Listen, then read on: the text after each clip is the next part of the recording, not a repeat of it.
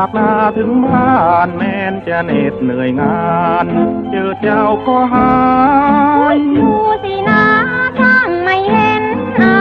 ย หอมผิวกายเจ้าดังหอมบัวควายมันยั่วน้องอย่ามัวไปอายอย่ามาหมายเพราะควายมันมองก็เจ้าควายเห็นเราปรองน้องร่วมอะไรเคียงครองมันจึงร้องคำรามท่าทางพี่ของหิวข้าวน้องแกงตัวฝักยาวนำพริกมาขาวบักดีสิน้องต้องกินหลายชามมะเขืองามชิมกับล้นปลาแม้ทำเข้าท่ายกเอามาไวๆไม่รอช้ายกมาทันได้ช่างดีนักรักเพียงดวงใจนั่งกินกันไปเจ็บกระเพาะเจ้านา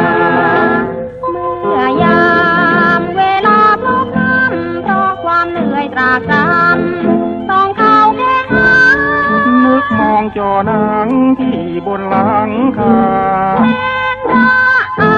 ก็ต้องฟื้นทนหัวใจเข้มข้นเพราะเราคนทำนาเฝ้าเพียรหาทรัพย์ในแดนดินโอ้ทำนานี้มาจนชินต้อง